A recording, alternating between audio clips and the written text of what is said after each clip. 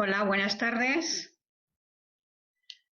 Soy Carmen Fuertes, soy médica de familia, he trabajado más de 25 años en un centro de salud de un barrio de Pamplona y soy voluntaria también de Medicus Mundi. Tengo experiencia en la docencia de posgrado con MIR y solamente llevo un año en la docencia universitaria, pero vamos a contar con dos grandes catedráticos y con mucha experiencia en formación en la universidad y por ello estas jornadas que van a ir sobre repercusión de la COVID-19 y otras pandemias en los programas formativos universitarios en salud, ahora les presentaré a ellos, pero van a ser la jornada final de estas interesantes jornadas que ha organizado Medicus Mundi y en las que se ha reflexionado todos estos días sobre el derecho a la salud global y los determinantes sociales en las universidades. Estas temáticas forman parte del currículum de las facultades de Ciencias de la Salud, son algo residual, es algo que se aborda, de qué manera. Esto nos hemos estado preguntando a lo largo de las jornadas y ha habido aportaciones realmente muy interesantes. Ayer nos contaban experiencias de la Universidad de las Islas Baleares o de Jaume I y hemos conocido experiencias bastante interesantes. Hoy espero que también Luis Montiel y Rosa Bolea, que son los catedráticos que van a estar con nosotros, nos puedan aportar un poco su visión. Luis Montiel es catedrático de la Universidad Complutense de Madrid, ha sido hasta septiembre de este año pasado, 2020, en que se jubiló, pero sigue siendo catedrático honorario. Su investigación en la universidad la ha orientado sobre todo en torno a dos líneas maestras, la vivencia de la enfermedad por el paciente y a través sobre todo de textos literarios, y ha estudiado también la influencia de los factores sociales en la salud. Todo esto lo ha reflejado en el último libro también, que lleva por título Conversaciones nocturnas sobre la enseñanza de la medicina. Él coincidió en el magisterio con Pedro Lain Entralgo, es catedrático de Historia de la Medicina y Antropología Médica en la Facultad de la Complutense de Madrid. Y también ha sido impulsor de la Cátedra Universitaria Extraordinaria de Derecho a la Salud y Acceso a los Medicamentos de Pharmamundi. Sobre todo nos hablará un poquito de todo esto. La otra ponente que tenemos es Rosa Bolea con nosotros, que es catedrática de Sanidad Animal de la Universidad de Zaragoza, de la Facultad de Veterinaria, del Departamento de Patología Animal. Es profesora investigadora y ha realizado estancias en diversos centros internacionales de reconocido prestigio, ha publicado numerosos artículos científicos en revistas de investigación internacionales y su línea principal de investigación es en el campo de enfermedades priónicas y neurodegenerativas, también con patógenos entéricos, animales y recientemente con coronavirus, con lo cual nos puede también centrar un poquito en la influencia de la COVID en los programas universitarios. El desarrollo de la jornada, para que sea un poquito más dinámica, hemos pensado hacer como en 4 aspectos que vayan contestando casi al unísono los dos, tanto Rosa como Luis, y puedan hablarnos primeramente un poco desde su experiencia, cómo ha repercutido la COVID en los programas formativos universitarios. Los dos tienen experiencia de la formación curricular, pero además Luis nos puede decir un poquito su experiencia desde la Cátedra Universitaria de Derecho a la Salud y Acceso a Medicamentos, como una actividad un poquito extracurricular, y Rosa desde su experiencia en el máster de salud global que recientemente se ha implantado en la Universidad de Zaragoza. Luego hablaremos de aspectos positivos, de oportunidades de la COVID en el ámbito universitario. El tercer aspecto será un poco la relación con medio ambiente y el cuarto, qué perspectivas de futuro o cómo creen ellos que la pandemia va a repercutir en la enseñanza universitaria. Y sin más, pues comenzamos un poquito con la primera pregunta. ¿Cómo ha repercutido la COVID-19 en los programas formativos universitarios? ¿Cómo lo veis? ¿Queréis Luis o Rosa? Que queráis, podéis empezar. Como queráis. Luis mismo. ¿Quieres empezar, Venga. Rosa, como vicerrectora? No. Bueno, aquí como profesora de a pie, ¿eh? Como quieras. Bueno, pues en realidad, no sé si... Bien, el COVID sí que ha influido y va a suponer un cambio tremendo en la vida de todos, ¿eh? No solamente de los universitarios. En la Universidad de Zaragoza, en los grados relacionados con salud, se estudian las enfermedades que compartimos entre los animales y los humanos. En veterinaria, con muchísima profundidad. Y también en los grados en medicina y en otros relacionados con la salud. Y también se hace, sobre todo, por lo menos yo lo hablo más del ámbito veterinario, de nuestros graduados, también enfocamos muchísimo el impacto de la salud teniendo en cuenta el medio ambiente, que al fin y al cabo es lo que ya de un tiempo a esta parte se ha acuñado como el término de One Health, ¿no? No reconocer la salud como se hacía hace unos años, sino verla en su globalidad, o sea, ver la salud humana, la salud animal y también esa interacción del medio ambiente para que esa salud pues perdure. Eso es muy importante. Entonces, en nuestra universidad, pues bien, antes del COVID, ya estos grados pues, relacionados con salud ya estaban impartiendo, pues sobre todo estos contenidos de enfermedades que están por lo menos entre humanos y animales. En la Universidad de Zaragoza, bueno, pues ya nos anticipamos un poquito en este sentido a la pandemia, porque ya hace unos años, como 3 o 4 años, empezamos y yo fui la impulsora del máster que llamamos de salud global. Y lo que pretendíamos, este término, como he dicho, acuñó con fuerza hace unos años, el de verlo todo en global, One Health, ¿no? Y entonces ya nos iniciamos en preparar un programa formativo de máster de salud global, que se ha impartido por primera vez en el curso actual. Con lo cual, a mí sí que los medios me llamaban y me decían, uy, qué pertinente que empiece un máster de salud global el próximo curso, me decían en la final del curso anterior, ya que se había producido pues, la pandemia, la aparición, la emergencia de un virus, ¿verdad? Que en teoría parece que viene de los murciélagos. Hoy leía un artículo de la delegación de la OMS que está en China y que dice que efectivamente que parece que viene del murciélago. Entonces, bueno, pues allí en Zaragoza, nuestra universidad, tenemos actualmente este máster de salud global y además se está iniciando con un proyecto, que todavía es proyecto, de un programa de doctorado en salud global. Pero esto dentro del campus Iberus, que es un campus que recoge a varias universidades del norte de España. Está la de Navarra, la Pública de Navarra, está la de La Rioja, la Universidad de Zaragoza y la Universidad de Lleida.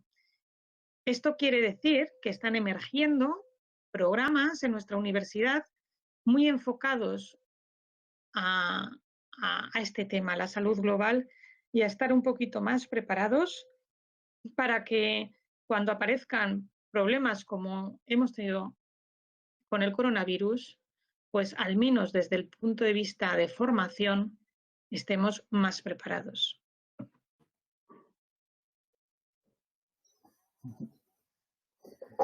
Bueno, en mi caso yo hablo de la experiencia de la Complutense, que quizás se podría, no diré generalizar, pero sí ampliar a bastantes lugares, no a todos, no a todas las comunidades.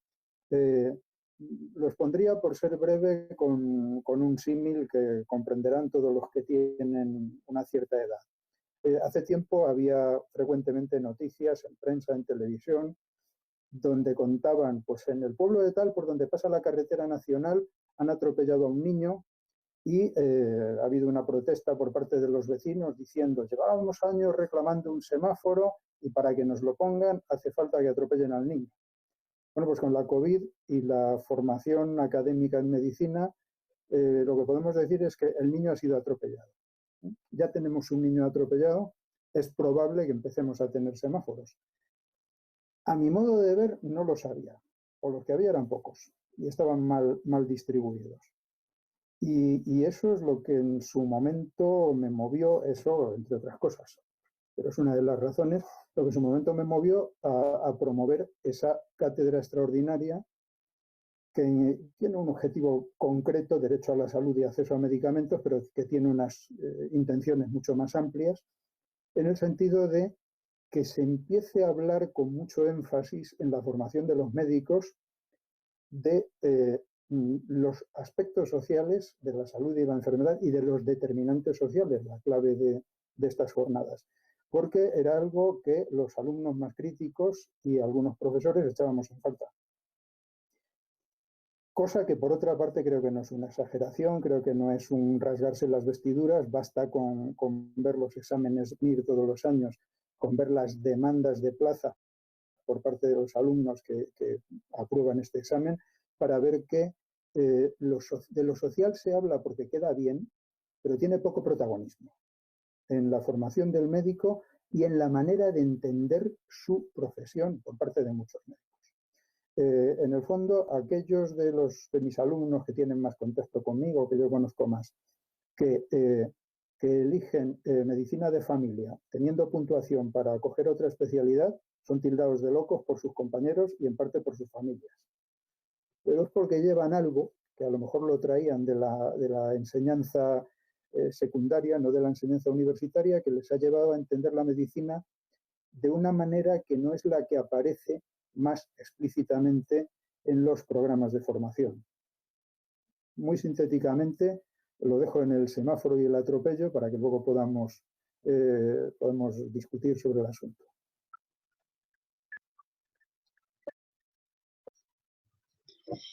Muy bien, muchas gracias. Quisiéramos también remarcar los aspectos positivos que ha traído la COVID al mundo universitario.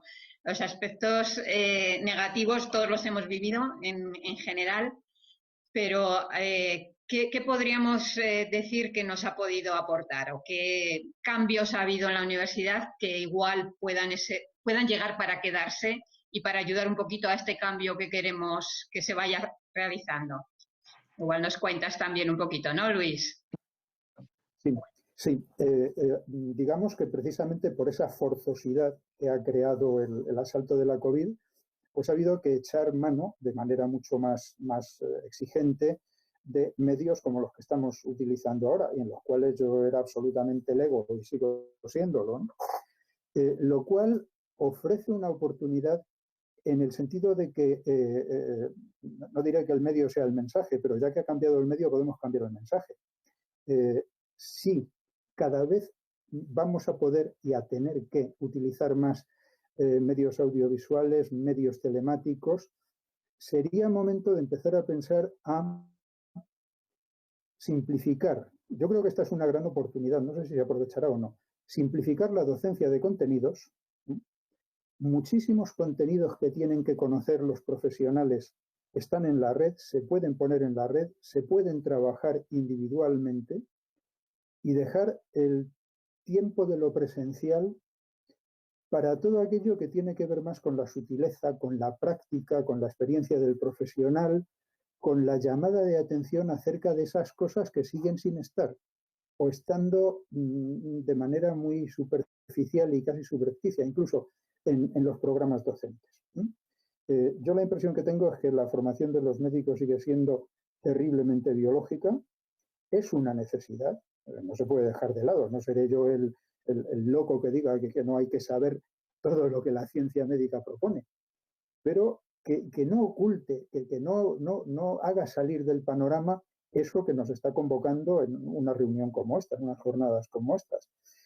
Y la COVID nos puede dar la oportunidad en el sentido de mostrarnos que con estos medios lo que puede transmitir un profesor no es lo que se puede encontrar en cualquier lugar.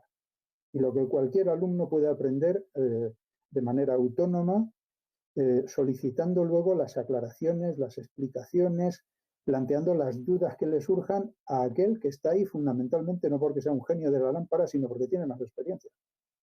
Y porque se supone que ha pensado en qué es lo que debe transmitir al profesional que quiere entregar a la sociedad.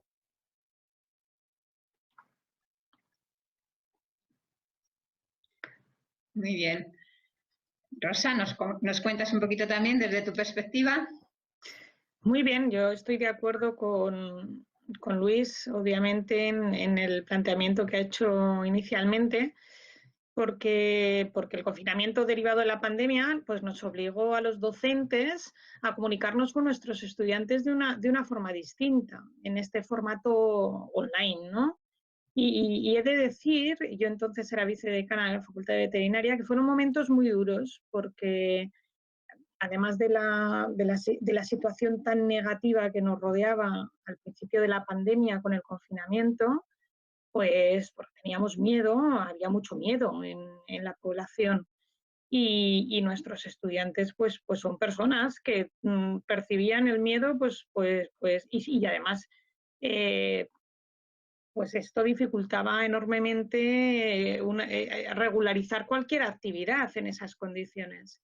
Pero además se sumaba la necesidad que teníamos de articular sistemas que nos permitiesen seguir enseñando a distancia. Y como decía Luis, pues no todo el mundo estaba acostumbrado a utilizar esas metodologías. Ni todo el mundo, sí que sabíamos hacer una videollamada, ¿verdad?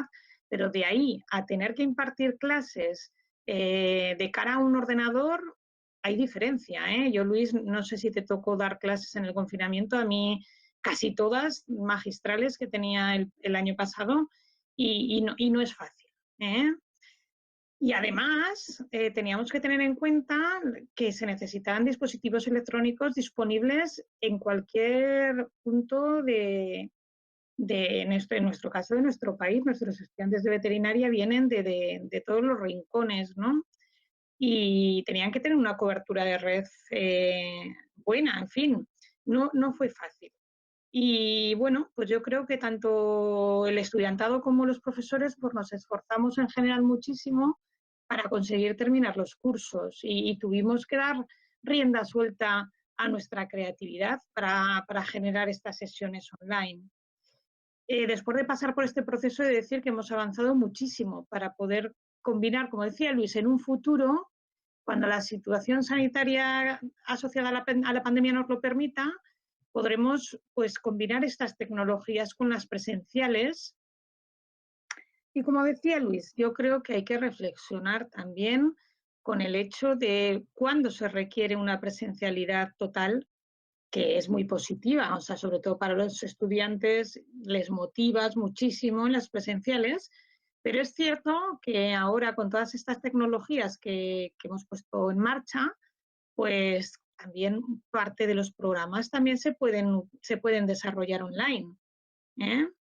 El confinamiento sin duda fue una experiencia muy dura y también nos hizo valorar pequeños detalles a nivel familiar y disfrutar más de nuestros entornos familiares, valorar a muchas personas que nos estaban ayudando y que nos están ayudando a salir de esta crisis sanitaria. Es decir, tuvo aspectos, aunque parezca increíble decirlo, pues también tuvo aspectos positivos, por supuesto.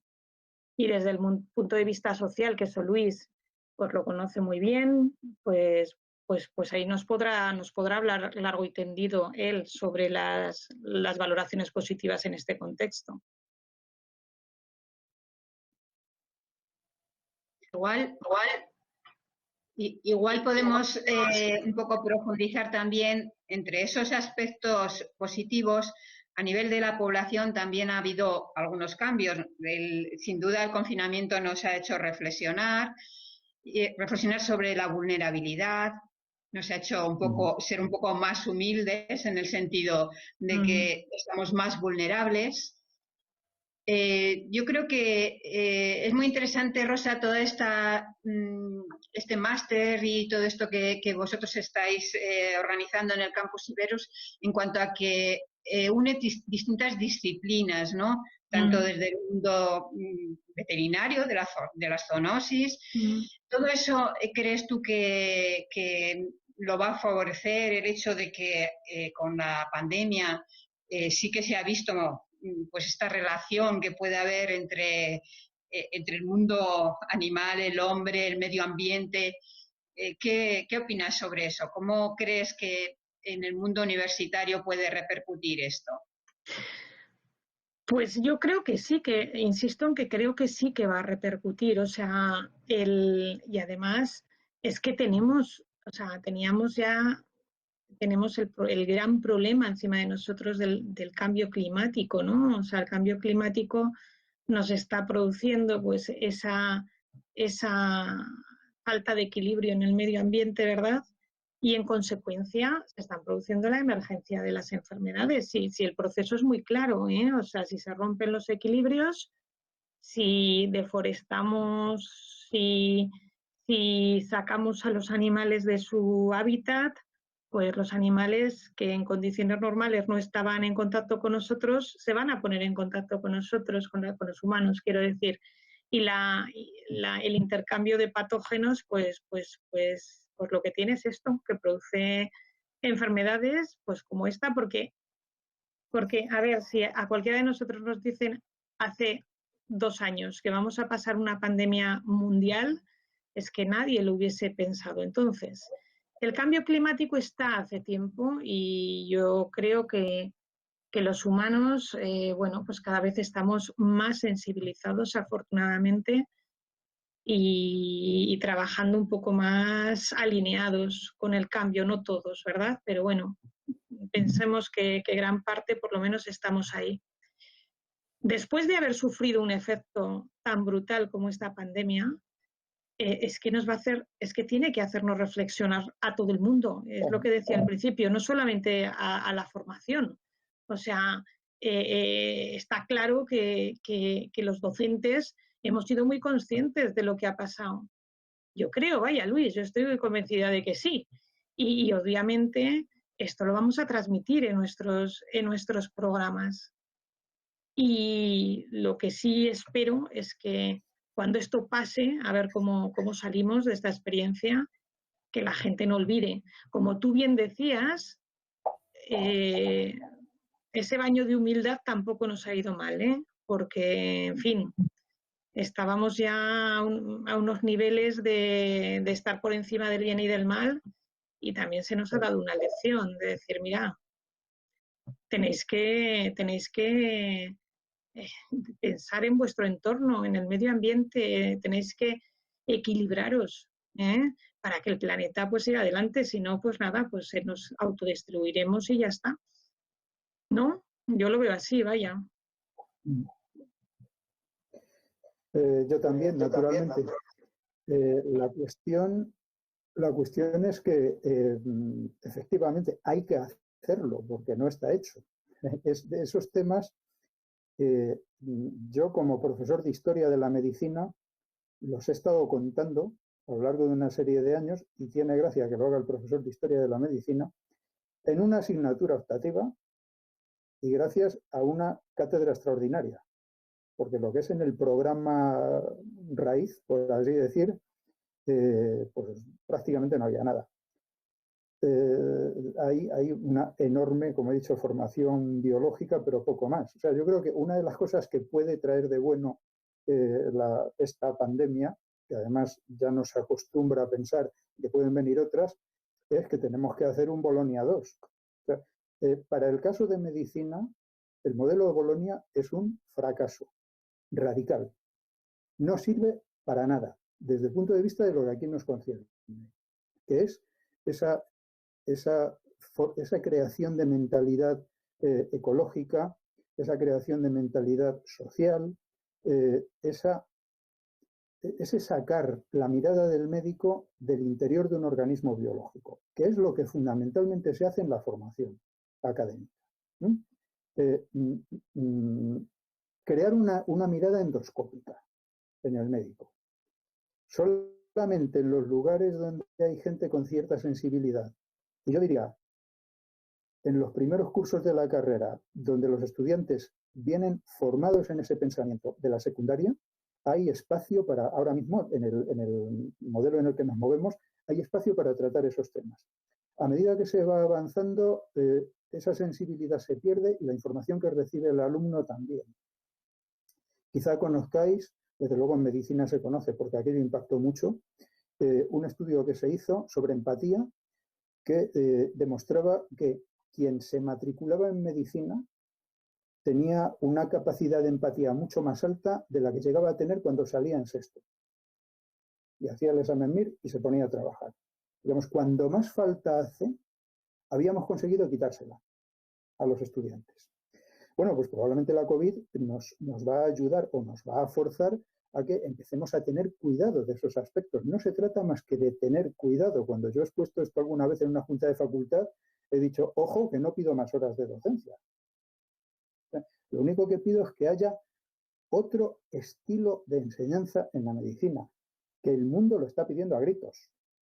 Y uno de los gritos que oímos hace poco, y que a mí me sirvió, fue el ébola, y el grito más reciente que hemos oído es la COVID.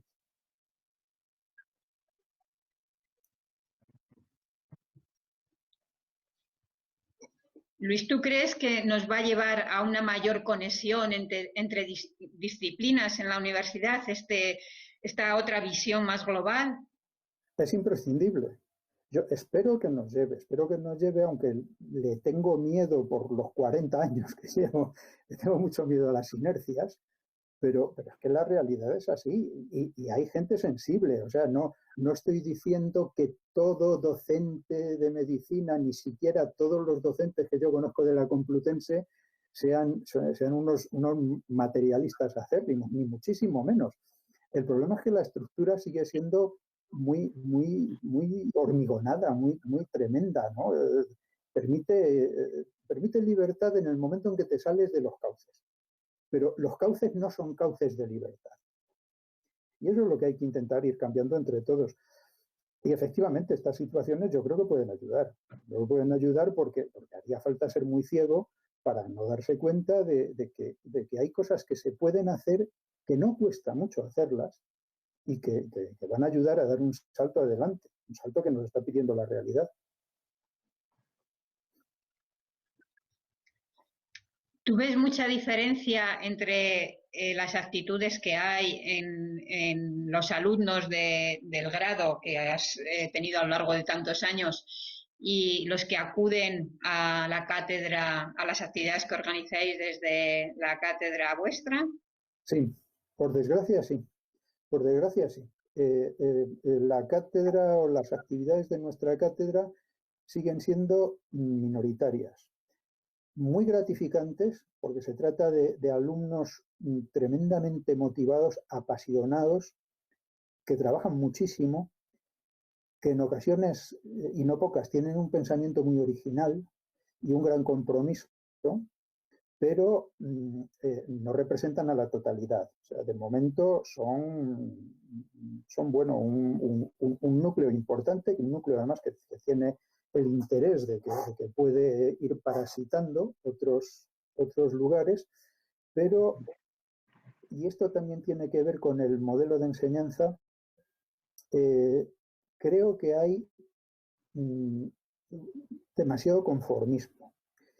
Y algunos me lo han explicado, algunos alumnos me lo han explicado así. Es decir, es que después de los años que hemos llevado no sé cómo se llama ahora, el bachillerato o los últimos años de la formación secundaria, donde estábamos obsesionados por conseguir la puntuación necesaria para poder entrar en medicina, prácticamente lo único que nos obsesiona es aprendernos lo que nos dan, saberlo todo y poder contestar a los exámenes. Esa es una mala manera de empezar. Esa es, por desgracia, la manera de empezar, pero es una mala manera.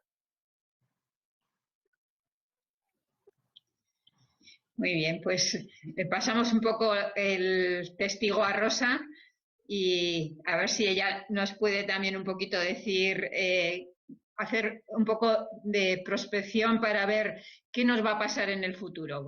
¿Crees que va a cambiar algo esto que nos plantea Luis, de que sobre todo en las enseñanzas de grado, en los alumnos ya no cuando son enseñanzas menos o más extracurriculares del máster o de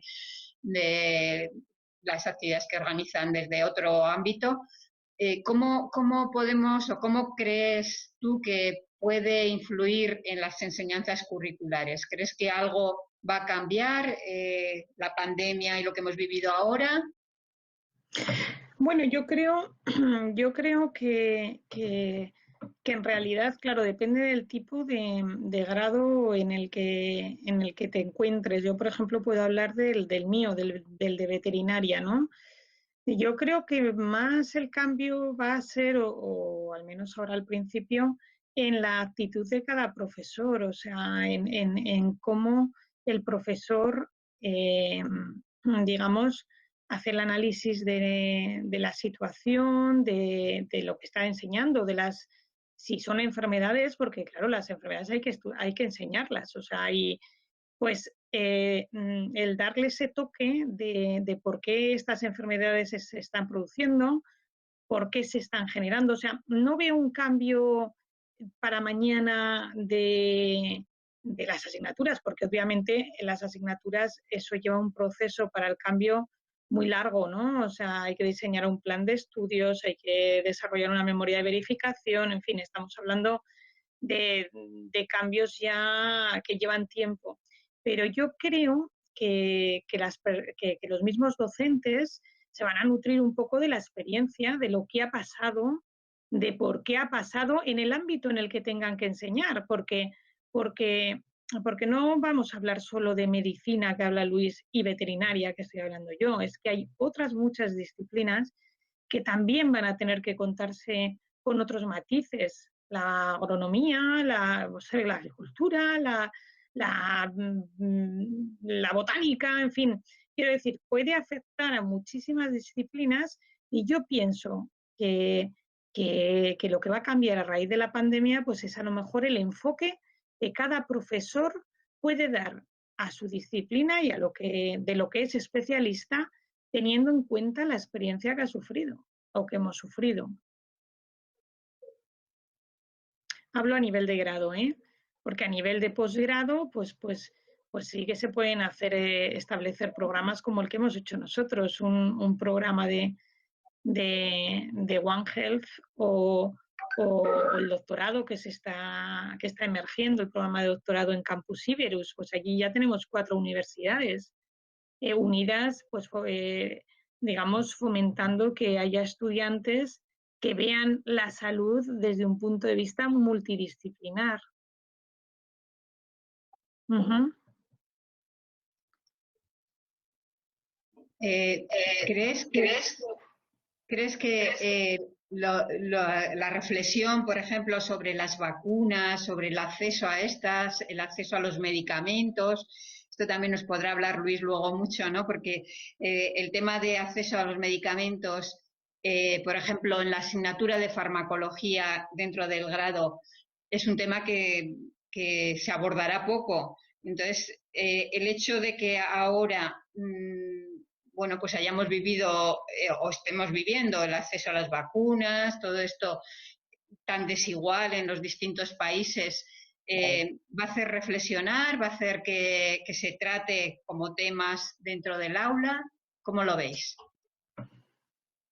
Pues... Hombre, yo creo que es imprescindible, ¿no? Estoy viendo en el mosaico de pantallas a Félix Fuentenebro, y ahí vamos del brazo con unas cuantas personas extraordinarias incorporándonos a una iniciativa europea, Right to Cure.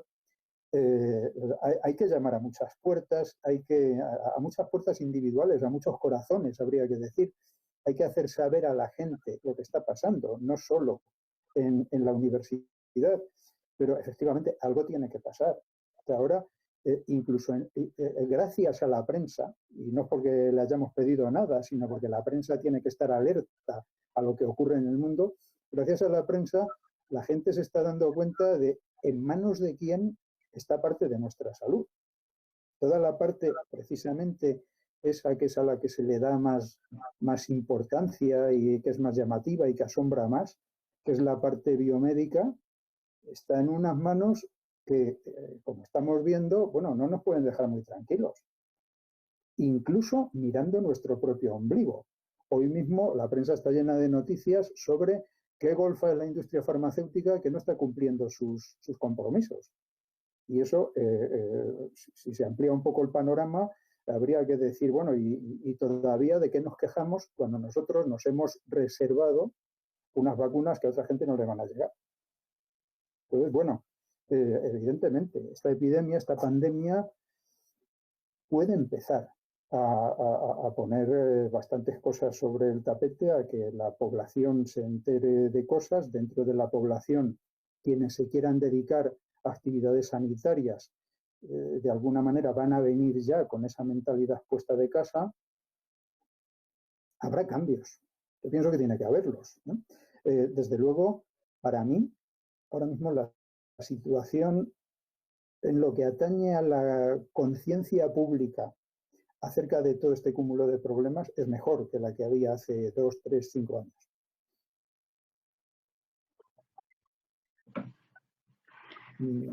¿Rosa? Bueno, yo creo que este tema de vacunas se podrá profundizar también mañana. Están anunciando en el chat. Natalia nos dice que se ha organizado también un encuentro a las 6:30 con Intermonos Fan y si que se quiere profundizar en este tema también se podrá profundizar. Os animo también a los que queráis a hacer preguntas en el chat que les podremos hacer a los ponentes y así seguimos haciendo un poco esta dinámica más interactiva. Antes de pasar un poco a las preguntas que nos hagan los que están oyéndoos, ¿queréis comentar alguna cosa más particular? Ya vosotros, Luis o Rosa, algo que queráis, algún aspecto que se haya quedado ahí en el tintero. Yo personalmente sí. prefiero que pregunte quien tenga interés en preguntar algo. Rosa, tú dirás lo que opinas o lo que prefieras. No, sí, yo un poquito con respecto a la última pregunta que hemos hecho, que has hecho, Carmen, del tema del acceso a los medicamentos, pues decir que en realidad, pues eso, que esto desgraciadamente no es nuevo, porque esto es lo que está ocurriendo, o sea, lo que está ocurriendo cada día, ¿no? Y vosotros desde Médicos Mundi, que yo de verdad que os admiro profundamente a la gente que está involucrada en esta organización, pues sois más conscientes que nadie, ¿no? O yo también cuando he hecho misiones en otros países, en Sudamérica, las vacunas, pues aquí vivimos estupendamente, o el acceso a cualquier medicamento, pero ¿qué pasa en esos otros países? Y ya cuando nos sometemos a una presión tan brutal como tener una pandemia mundial, pues lo que ha pasado estaba claro que iba a pasar, desgraciadamente. O sea, que las vacunas, pues bueno, llegan, pues y eso que al fin y al cabo, pues se ha hecho, por lo menos en Europa, se ha hecho ese trabajo común, que eso ha sido muy importante a nivel Europa, ¿no? Porque si cada país hubiésemos salido a buscar las vacunas de forma individualizada, pues entonces eso habría sido ya, pues en fin, el caos.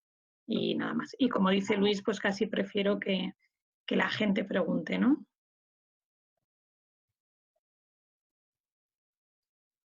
Muy bien. Yo estoy viendo en el chat una pregunta que plantea Cruz. Igual la quieres plantear tú misma con el tema de los MIR.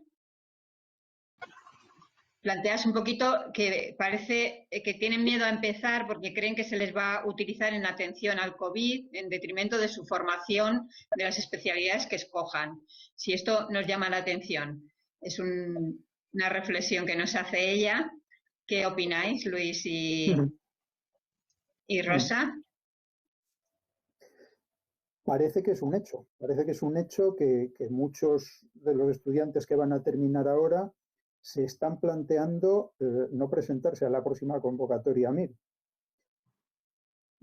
Puede que haya varias razones para esto.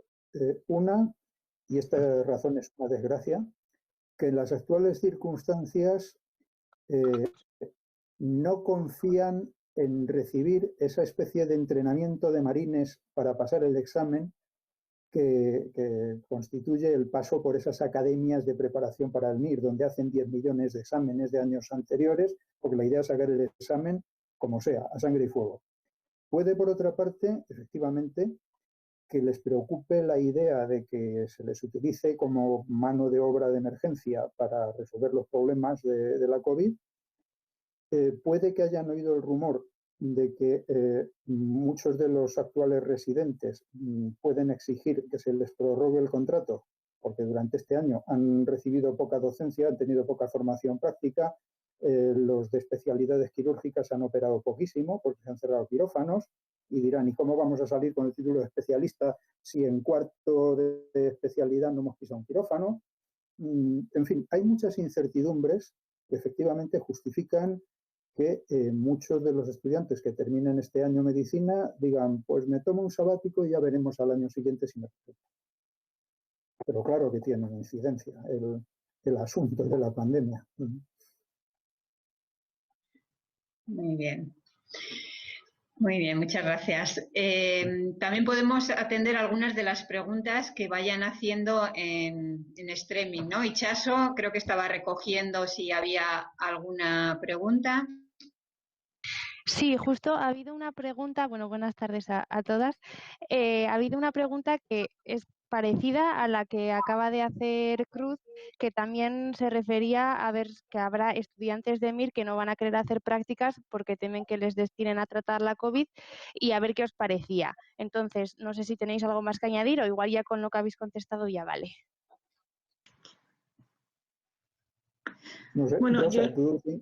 No, yo en realidad es que, claro, yo no me muevo en este mundo y eso es distinto. O sea, no me muevo en el mundo de la medicina humana, de las especializaciones, etcétera. Entonces, yo creo que es mucho mejor la opinión de los médicos, en este caso, que la mía, por desconocimiento un poco de esos planes de especialización.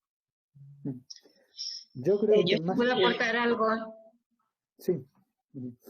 Si puedo aportar algo en este tema, bueno, en la Universidad Pública de Navarra, no la privada que lleva ya muchísimos años, se está implantando, y este año se ha implantado segundo de medicina.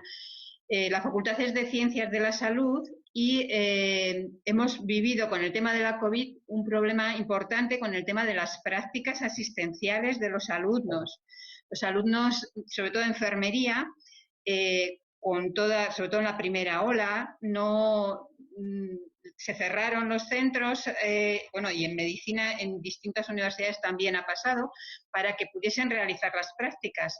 En enfermería, si no se hacen prácticas, no se puede dar el título de enfermería, o sea que no podrían acabar ni se les podría dar el título de grado.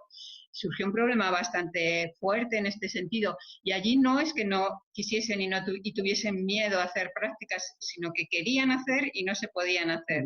Entonces, sí que hay ahora un debate en este asunto que parece que, bueno, pues se va a ir resolviendo, porque realmente si no se graduaban las enfermeras que tocaban ahora en el curso pasado, 19-20, en realidad es que en cuanto acaban empiezan ya a trabajar, porque para las sustituciones, antes de que...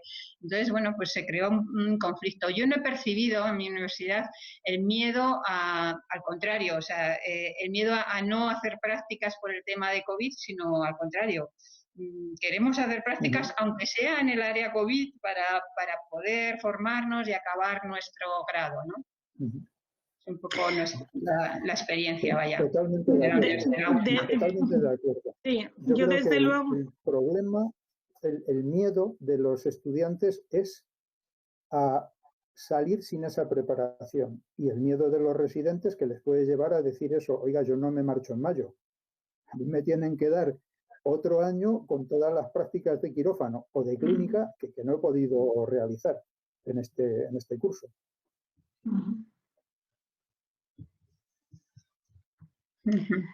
Desde luego, supongo que los estudiantes que hayan podido hacer prácticas en estas condiciones también se llevan un aprendizaje y una experiencia pues importantísima, ¿no? O sea, haber participado en estar en primera línea, pues en fin, eso por supuesto que les va a aportar, aparte del conocimiento meramente científico, pues a otros niveles, pues les va a aportar mucha experiencia, ¿no?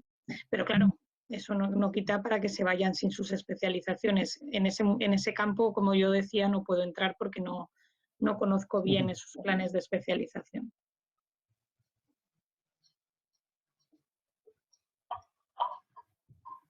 ¿Más preguntas? Es una mano levantada. ¿Había alguna más de streaming? De streaming no había más preguntas. De los que estáis ahora en el foro, ¿alguno quiere hacer alguna pregunta diferente? Marian tiene mano levantada. Le abro el micrófono. Sí, hola, buenas tardes. A ver, Luis, a mí me ha impactado esto que has dicho, que la formación académica que se imparte ahora como que no sirve para nada. Y me recuerda a dos más o menos, bueno, pero algo así me parece que has dicho, pero me recuerda a dos intervenciones de dos ponentes de días anteriores que me llamaron mucho la atención.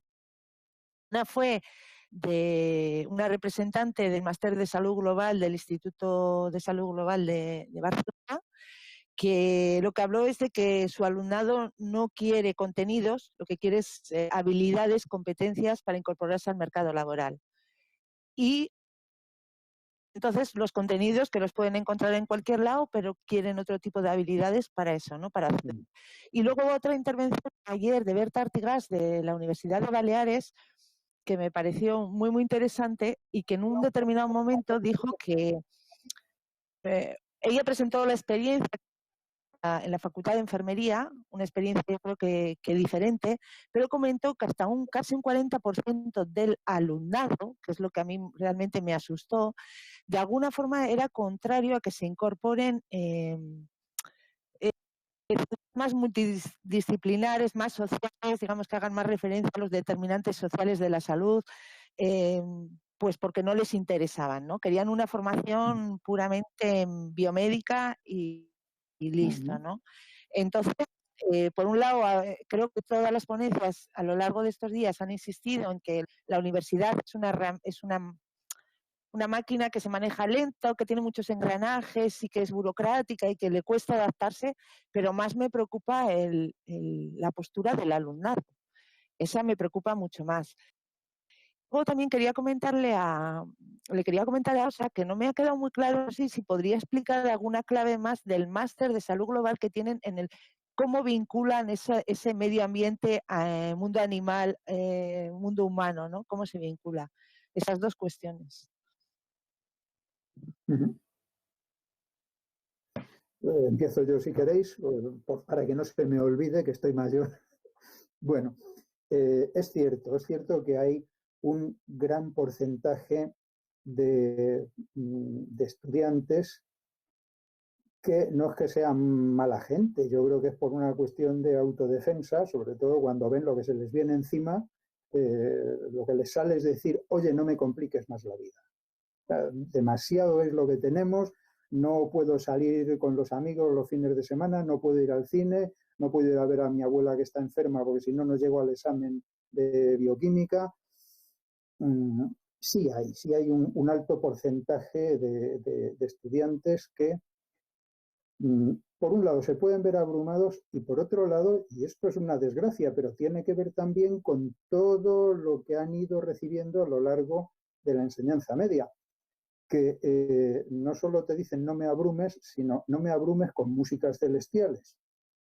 Porque desgraciadamente el valor promedio que se le concede en nuestra sociedad a lo que se puede llamar en términos genéricos humanidades o ciencias sociales, pues es inferior. ¿Para qué lo vamos a discutir? ¿Para qué? Pues eso es una cosa que hay ahí, es un hecho con el que hay que contar, es un obstáculo frente al que hay que trabajar y es difícil ofrecer esto a quien no viene ya predispuesto, con lo cual ese porcentaje incluso me parece muy generoso. También es verdad que mi experiencia con enfermería, yo he colaborado a veces con compañeros de enfermería, es relativamente más gratificante. En enfermería, por alguna razón en la que no puedo entrar, sí hay más sensibilidad a lo que llamamos en general los cuidados. Y eso tiene que ver también un poco con el reparto de roles. O sea, parece que los médicos tienen o tenemos que ser científicos y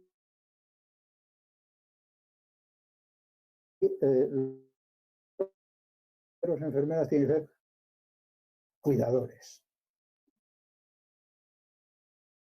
Lo cual es una tragedia en la que vivimos y de la que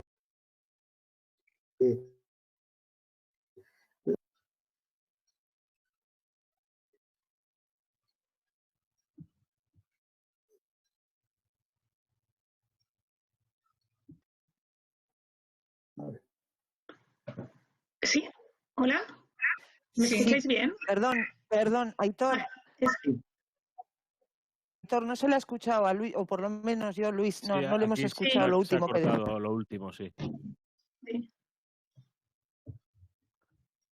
Pues no sé qué era lo último. Quizás lo último que he comentado es que cuando he colaborado con enfermería, he visto, a pesar de ese porcentaje que habéis mencionado, que en enfermería hay una sensibilidad mayor que puede tener que ver con otra cosa que está mal hecha de raíz, que es considerar que los médicos se tienen que ocupar de la ciencia y la enfermería se tiene que ocupar de los cuidados.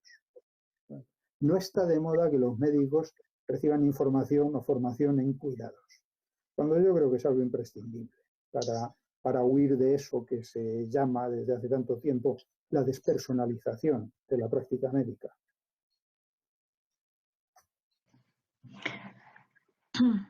Bueno, sí.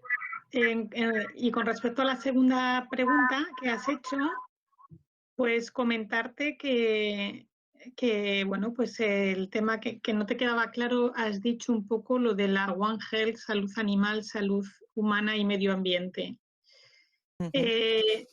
Explicar así, explicar principalmente que, bueno, los animales, cada especie animal, incluida la humana, pues existen patógenos que producen enfermedades en estos animales, eso está claro, ¿no? Y en estas distintas especies. Esos patógenos, algunos son comunes entre varias especies, pero otros no. Obviamente, afortunadamente, pues muchos patógenos que afectan a nuestros animales, pues no son capaces en condiciones normales de pasar a los humanos y por eso pues no tenemos no nos contagiamos. Pero esa barrera de especie que en muchos casos no es insalvable. Yo hago muchos experimentos yo trabajo en enfermedades priónicas para valorar esas barreras de especie, de esas especies que parecen no susceptibles resistentes a ciertas enfermedades, pero ¿qué pasa cuando tú fuerzas un poquito la máquina en el laboratorio? Pues que a veces esas especies resistentes se vuelven resistentes con una presión del patógeno mayor. Eso es un poco el fenómeno de la barrera de especie, ¿no? Si los animales y los humanos estamos en nuestros medios y tenemos medio para estar, quiero decir, ese medio ambiente está equilibrado también, entonces no tienen por qué producirse esos saltos de barrera de especie, ¿no? Lo malo es cuando pues no respetamos esos equilibrios, que es lo que está ocurriendo, ¿no? O sea, este coronavirus emerge en China, en un mercado, en teoría, en el que hay un contacto estrechísimo entre los animales vivos que tienen sus microorganismos, sus patógenos, que en condiciones normales no afectan, pero cuando estás tan cerca, cuando te pones en contacto con, pues al final esos virus acaban cambiando y saltando a estas otras especies. Entonces, cuando haces un estudio global, tienes que entender también estas cosas. Tienes que estudiar la salud, pero desde los 3 puntos de vista, ¿no? Que es lo que hacemos en la salud global. O sea, no quedarnos el médico con su información de sus pacientes, el veterinario con el de los animales y el medio ambiente pues que lleve otra vía, ¿no? Es intentar ver la salud o las enfermedades, la no salud, de una forma pues más global. No sé si he respondido a tu pregunta, si era esto lo que me decías, o si no es así, pues intento explicarlo de otra forma. Se me oye, ¿no? Sí. Sí, no, yo quería un poco saber, o sea, por ejemplo, entonces, ¿qué perfil de alumnado acude al máster? ¿Son profesionales de la medicina, profesionales o de la veterinaria? ¿Están mezclados? O sea, como... A ver, este es nuestra primera edición. Es cierto que en Barcelona hay 2 másters en salud global en nuestro país, que yo sepa, yo creo que lo sé porque estuve investigando en su inicio. Hay uno en la UAP, en la Universidad Autónoma de Barcelona, y otro nosotros.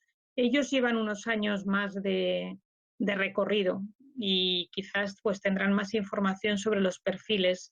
En nuestro caso, estamos en la primera edición, pero obviamente lo hemos abierto a muchos perfiles. Por supuesto, este año en la primera edición se han matriculado veterinarios. Al fin y al cabo, nace en la Facultad de Veterinaria y eso pues es lógico que haya.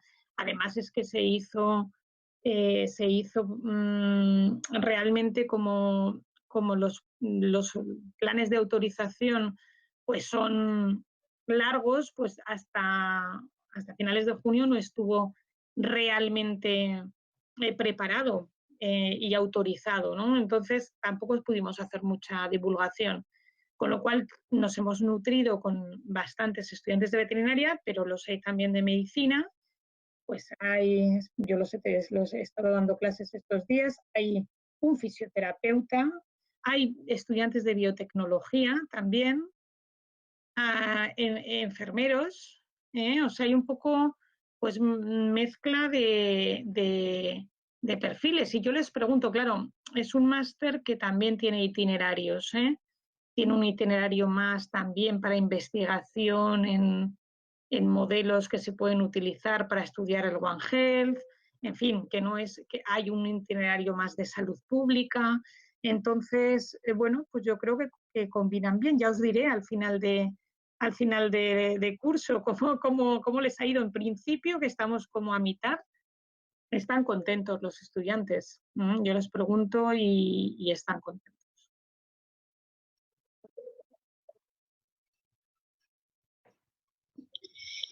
Muy bien. ¿Hay más preguntas de alguien que quiera aclarar alguna de las cosas?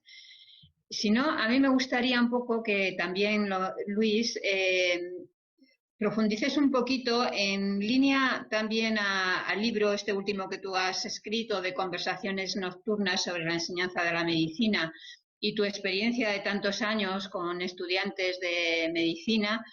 Un poco cómo ves que va a cambiar o que crees que ha sido esas nociones que a nosotros nos parecen tan importantes de derecho a la salud, de salud global, de determinantes sociales en la universidad. ¿Cómo crees cómo las has vivido y cómo crees que va a evolucionar? Si piensas o alguna de las cosas que quieras comentar un poco de lo que comentas en tu libro. Sí. Bueno, vamos, para empezar, no me atrevería a pronosticar nada a partir del libro. Os comento por qué. O sea, para mí la gracia del libro y por lo que he decidido publicar algo que no se planteó como libro es que es el resultado de conversaciones nocturnas con estudiantes, el contacto buscado por determinados estudiantes, que son esos de los que hablaba, los que tienen una sensibilidad especial y que cuando se termina la clase dicen, oye, a mí esto no me basta, necesito saber más, me parece que tú me puedes contar o puedes hacer, y a lo largo de mucho tiempo, de hecho algunos años, pues han ido surgiendo conversaciones por Internet. O sea, en el fondo es utilizar los recursos de los que hablamos que nos ha exigido ya la COVID y nos pueden exigir más demandas, ¿no?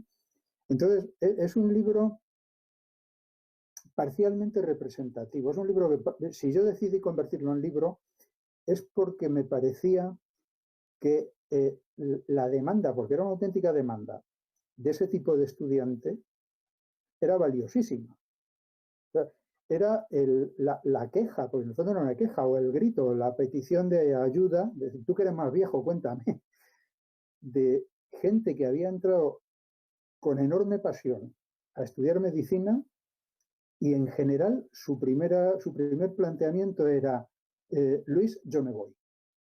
Yo a esto no he venido. Yo no me he metido aquí para esto. ¿Y tú por qué te has quedado? ¿Y por qué has terminado haciendo lo que haces? ¿Y por qué cuentas en clase lo que cuentas? Entonces, a mí aquello me obligó a pensar y me obligó, claro, porque tenía que hablar con ellos, ¿no? Entonces, a partir del libro, ¿qué podría yo decir? Pues lo que me caracteriza, que es el actuar de cascarrabia. Es decir, señores, cada vez tengo más claro qué es lo que está mal, porque esta vez me lo dicen los estudiantes. No son prejuicios míos, es que hay estudiantes muy sensibles que me dicen, yo quería ser médico y me están quitando las ganas. Claro, a partir de ahí no se puede pronosticar nada. Primero porque es un tipo de demanda y es un tipo de respuesta que para mí es precioso, por otra parte, y me legitima como docente, pero que no está orientado a, pues vamos a hacer una revolución o vamos a ver qué habría que hacer. No, en cualquier caso, lo que sí se pone en solfa es qué es lo que falta, qué es lo que gente muy comprometida, muy voluntariosa, que entiende la medicina, en general las carreras sanitarias como algo en lo que tiene que primar la voluntad de ayuda, pues cómo lo echan esto en falta, cómo sienten que de alguna manera han fallado sus expectativas. En muchos casos, y además me ha parecido muy bien y creo que les he hecho un favor, algunos de esos interlocutores han llegado a la conclusión de que la medicina no era lo suyo, que tenían que hacer otras cosas. Fantástico, o sea, es una maravilla que se enteren en primero o en segundo o en tercero, cuando también tengo casos en mi grupo de íntimos, que ya son 100 y pico, de personas que se han dado cuenta cuando han terminado el MIR. Y han dicho, bien, a mí todo esto me parece muy bien, creo que esto es muy útil, pero por las razones que sean, que no hay por qué entrar a juzgar, yo no puedo seguir haciendo esto toda mi vida. No, pues ahora que lo sabes, a ver qué es lo que te satisface más. Y como digo, lo que me agrada, me legitima y me parece que también es una función pedagógica, es cuando eso se lo plantean en segundo de medicina. Bueno, pues estás a tiempo de ver dónde puedes hacer eso que te está pidiendo el cuerpo o el alma.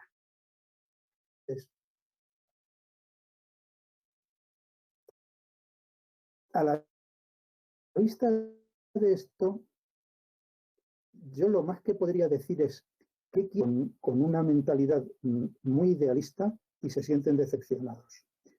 Que no equivale a qué habría que hacer, porque a lo mejor hay muchas maneras de hacer buena medicina sin ser idealista. Una cosa de la que quiero huir, como de la peste o como de la COVID, es del dogmatismo.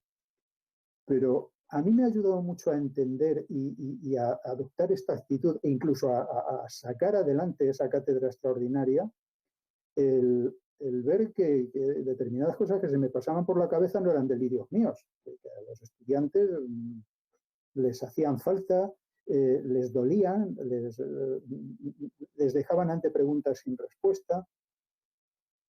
En todo caso, ¿qué se podría sacar de mi libro? Por lo que no está en mi libro, el modelo. Haced caso a los estudiantes, que tengan ellos algo que decir de vez en cuando y que cuando digan algo no se les responda es que esto lo manda el ministerio o es que esto está en Bolonia. Bueno, pues si está en Bolonia y lo que vosotros me pedís no está en Bolonia, habrá que ir a Bolonia a meterlo. pienso yo. Pero vamos, lo bonito del libro es que hablan los estudiantes, no que hable yo. Sí. Muy bien. ¿Alguna pregunta más? ¿Alguien quiere profundizar algún aspecto, algún comentario? Creo que Carlos ha levantado la mano. Sí. ¿Se me oye? Sí. Ahora. Sí. Una pregunta que tenía que hacer, porque creo que no solo con lo que vosotros habéis hablado, sino también con lo que se ha venido hablando en estos días, hay un tema en el cual no sé si la reflexión debería ser de otra manera. No estamos hablando de que mucho alumnado no está interesado en este tema, ¿no? Entonces, seguramente nos tendríamos que preguntar por qué. O sea, no decir que... Y yo creo que uno de los temas, que además creo que salió ayer, que me parece muy interesante, es el tema de la aplicabilidad. Todo este trabajo de salud global es aplicable en mi trabajo del día a día como sanitario, como personal sanitario. La aplicabilidad del trabajo. Entonces, yo creo, por ejemplo, que tiene mucho sentido lo que ayer se decía sobre un ejemplo que había del personal de enfermería que trabajaba... ¿Sí? Carlos, disculpa, te estamos oyendo muy mal. Si te puedes separar un poco más del micro, quizás podamos oírte un poquito mejor. Gracias. ¿Así? Qué mejor de ¿Qué momento. tal? ¿Se me oye bien? Vale. Básicamente no es que estoy con un wifi malísimo en mi casa. No, yo lo que comentaba era que posiblemente el problema que tenemos es entender la aplicabilidad de la salud global, que es una reflexión que deberíamos hacer. ¿Cómo hacer entender al alumnado que eso es aplicable en su trabajo? Y me gustaría saber vuestra opinión, ¿no? Yo creo, por ejemplo, en toda la medicina de familia es relativamente más sencillo que en las especialidades. Pero bueno, no sé si vosotros pensáis que falta esta reflexión sobre la aplicabilidad de todo el trabajo de salud global.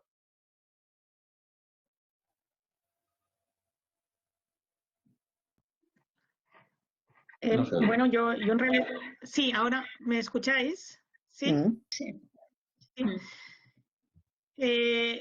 Vuelvo un poco a lo que habíamos dicho. O sea, yo puedo hablar más de mi campo. En el mundo del veterinario, sobre todo, ocurría un poco lo mismo que en el hospital de pequeños animales de especialidades y en un veterinario rural. Es que no tiene nada que ver. O sea, en un veterinario rural la interacción con el medio ambiente es tremenda, ¿no? O sea, ahí sí que se entiende mucho mejor. Claro, a nivel de especialidades, pues también habría que intervenir un poco más, entiendo, a la hora de estudiar esos casos, pues no dedicarse exclusivamente al diagnóstico del paciente con los parámetros, digamos, biomédicos, sino también ir un poco más allá a la hora de estudiar por qué se producen estas enfermedades, pues el bienestar del animal, la etología. Nosotros tenemos también, pues eso, el estudio del comportamiento y a lo mejor estudiando todo eso, pues tienes la opción de aplicar más el concepto de salud global a ese nivel. Pero insisto, hablo en el mundo veterinario.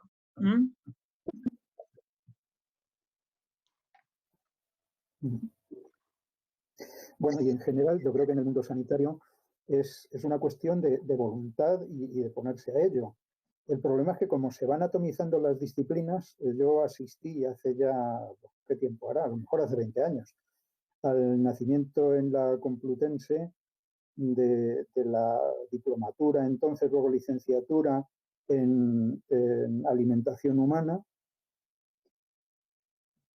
Estuvo muy bien que naciera, pero en cualquier caso reproducía un modelo que es muy poco práctico y muy poco global. O sea, los médicos estudian medicina, los nutricionistas estudian nutrición humana, cuando lo normal sería ver la manera de que eso que tiene tanto que ver con las especies animales y vegetales, con el medio ambiente, con la industria, con los intereses económicos, se interpenetrara con las patologías que están condicionadas o favorecidas por todos esos aspectos que tienen que ver con la alimentación y que desbordan la alimentación. El problema es que los modelos tienden a superespecializar, con lo cual terminamos no teniendo esa visión global que haría falta para poder empezar a hablar de verdad de salud global. De eso que se ocupe el especialista en cuestión, eso es tema del nutricionista, esto es tema mío, bueno, y la relación de los contaminantes con la patología hepática.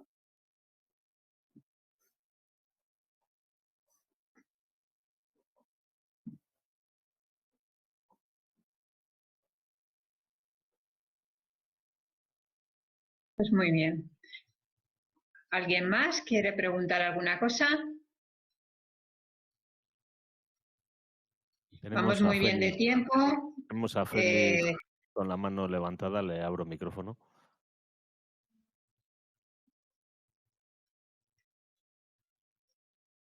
Muchas gracias. Tenía que intervenir por lo menos, aunque fuera solo para saludar a Luis, ya que nos vemos en otros foros y ya que está invitado en el nuestro, que menos no que saludarte.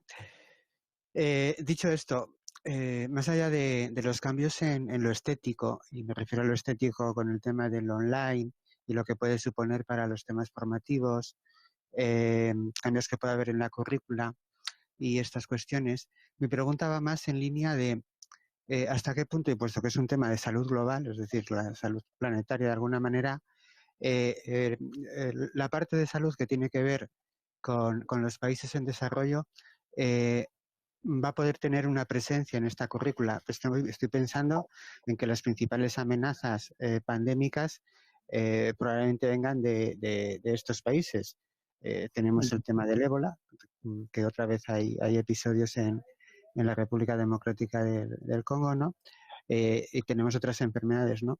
Y tengo la sensación, escuchándoos, que no sé hasta qué punto tiene presencia más allá del título de la enfermedad, tiene presencia en la práctica que puede haber aquí, en la formación que puede aquí en las universidades. Y un poquito esa era una pregunta para los dos, ¿no? En mi caso, si os parece que tome yo la palabra, en el caso que conozco de la Complutense hay, pues no recuerdo si creo que es una asignatura de libre configuración o una asignatura optativa, quizá me equivoque. Está planteada en los términos y con el título de cooperación internacional, que es evidentemente valiosa, pero que responde más al modelo de la ayuda, aunque sea de la ayuda bien entendida.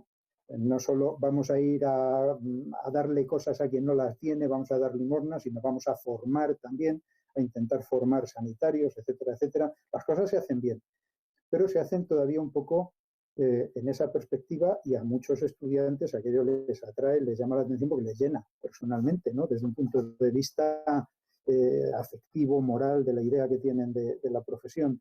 Pero estamos un poco en lo mismo. O sea, son actividades que surgen de una iniciativa personal, de alguien que dice esto hay que injertarlo en el currículum, y recibe la respuesta aceptable pero insuficiente de vale, pues organiza una asignatura optativa y que se matricule quien quiera. Entonces, lo que no hay es la sensibilidad de decir, tenemos que hacer un nicho para eso en la formación general y que todos los estudiantes reciban esa información. No solo aquellos que ya están predispuestos y que van a buscarla y que la demandan, ¿no? Entonces, no, el papel que tiene ahora mismo, la presencia que tiene ahora mismo, pues es eso, en cierto sentido testimonial. Y tiene éxito relativo en cuanto a la demanda, porque pues hay muchos jóvenes que quieren ser médicos que alguna vez se han planteado el hacer eso, digamos, el repartir la suerte que tienen. Pero no tanto, no teniendo en consideración, en la mayor parte de los casos, al menos los que yo conozco algunos, eso que comentas. No es, yo voy, aunque sea de la manera más creativa, más progresista, más generosa, yo voy a ayudarte a ti porque necesitas ayuda, sino yo voy porque me voy a enterar de muchas cosas que me hacen falta. No ya para trabajar contigo, sino para trabajar luego en Madrid, en Barcelona, en Álava, donde corresponda. Porque voy a recibir una información que no la voy a recibir de otra manera. Eso algunos se lo traen, pero no van buscándolo, se lo encuentran. El que es suficientemente sensible se lo encuentra. Pero no está articulado, no es algo que los docentes, que sería parte de nuestra obligación, se lo vayamos a poner delante. Así, mira, esto es lo que tienes, aprovéchalo, ¿no?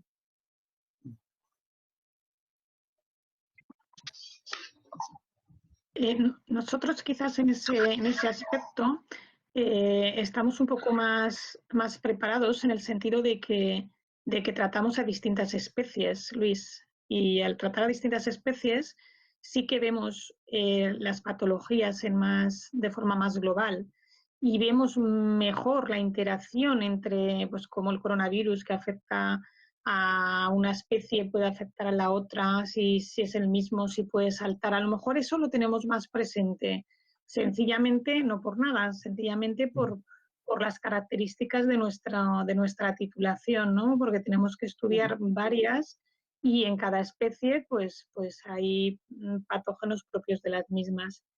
Y yo, Félix, sí que pienso y confío en que independientemente de que se puedan articular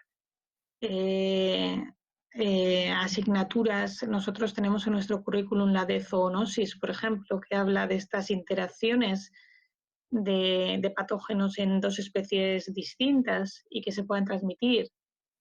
Que sí que tenemos en el último curso, además, para que tengan una visión así un poco más global, la asignatura de zoonosis, de medicina preventiva. Y además, yo pienso que de verdad la actitud hasta que en los planes, porque como decía Luis al principio, esta es una pandemia, pero van a venir más. Y yo creo que de esta pandemia tenemos que quedarnos con los docentes, pues con saber transmitir a nuestros estudiantes, aunque no sean asignaturas regladas, porque eso tardará, pero por lo menos transmitir a nuestros estudiantes por qué está ocurriendo esto y cómo que se pueden evitar y cómo hay que afrontar estas situaciones, dependiendo de la materia que impartas, ¿no? Yo creo que está más por ahí, ¿no? Por aprender un poco de la experiencia y por transmitirlo a nuestros estudiantes, aunque no tenga el titulito de asignatura de salud global por ahora, que probablemente vendrá, ¿eh? Yo lo veo así.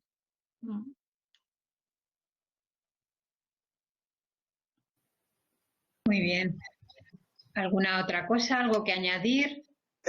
Sí, me gustaría completar la pregunta diciendo, hasta ahora en la currícula, por ejemplo, de los cooperantes médicos que van a los proyectos, una formación que se le exige, aparte de la licenciatura en medicina, era pues salud pública o medicina tropical.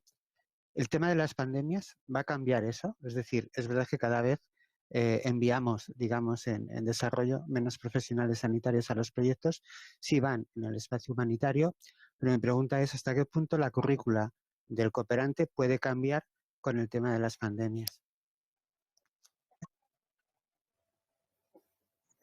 Yo creo que tendría tendría que cambiar a ampliar, ¿no? Bueno, eso, Luis, tú tienes más experiencia, quizás puede contestar Luis mejor que yo. No. La verdad es que no, ahí no me atrevería yo a responder. No me atrevería a responder porque directamente yo no tengo ninguna experiencia de campo, con lo cual no sé muy bien. No, pero quiero decir, la formación para los cooperantes pues tiene que intensificarse, al revés de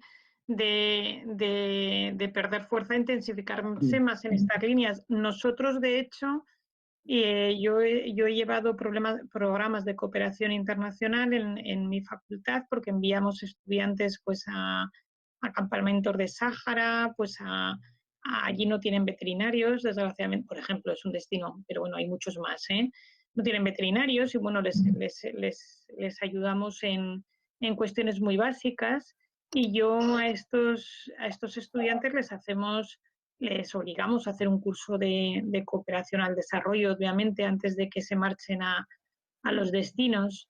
Y mira, pues es algo feliz que no se me había ocurrido, pero sí que me voy a poner en contacto con la Cátedra de Cooperación para ver si van a modificar un poquito el tema de los programas o no, en este sentido. Uh-huh. Tenemos una pregunta de Marian, le abro el micrófono. Sí, bueno, yo no es una pregunta mía, es un comentario que habréis podido leer en el chat, pero que quienes nos siguen desde streaming no pueden leerlo, entonces os lo traslado, ¿no? Ana Belén comentaba que lo que decía Luis antes respecto a la especialización cada vez más estricta que hay, pues que también se lo plantean los profesionales tras 20 o 30 años de experiencia, ¿no? Dice, actualmente la práctica médica se atomiza.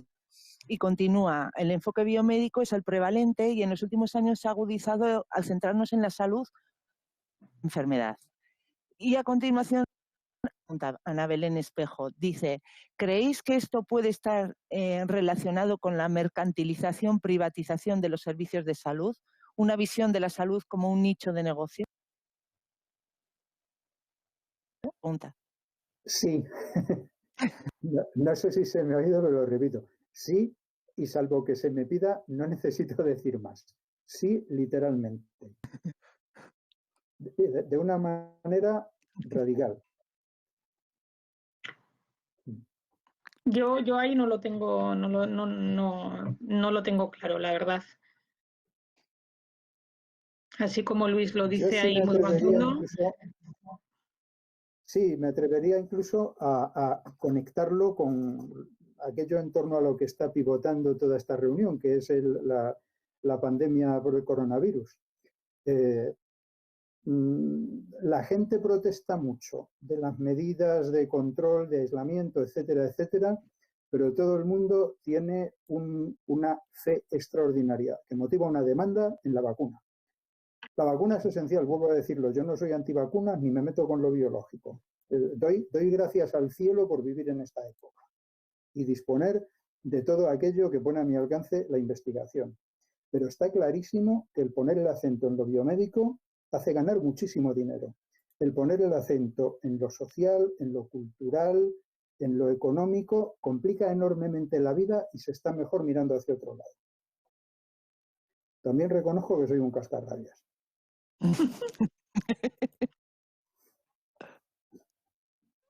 Yo es que no entiendo. ¿Creéis que esto puede estar relacionado con la mercantilización, privatización de los servicios de salud? Pero sí. No, la verdad es que yo no me voy a... Es que no entiendo muy bien si habla de los consultorios, no lo sé. Es que tampoco, insisto, no es mi medio. Entonces, al no ser mi medio, en general, tampoco... En general, sí. Sí. No, yo sí creo la mercantilización hace ganar dinero y hace perderlo. Hace que algunos lo ganen y que otros lo pierdan. Pero la medicalización se traduce en productos, no en actitudes. Lo mismo que puedo decir de las medidas de aislamiento y la vacuna, que no es un buen ejemplo porque la vacuna es absolutamente necesaria, lo puedo Totalmente. decir de Totalmente. la dieta y el ejercicio, la dieta y el ejercicio y los antihipertensivos. Si yo tengo hipertensión, me resulta incómodo hacer remo y comer determinadas cosas, sobre todo si hay una pastilla que no puedo tomar y en teoría me la baja.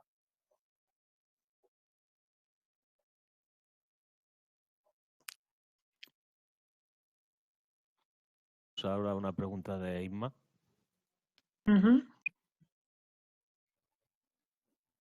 Bueno, pues buenas tardes a todos y a todas. Yo quería preguntaros algo que ha salido a lo largo de las sesiones y que salió en el estudio que tenía que ver con las actitudes, ¿no? Con el trabajar las actitudes dentro de los programas formativos, ¿no?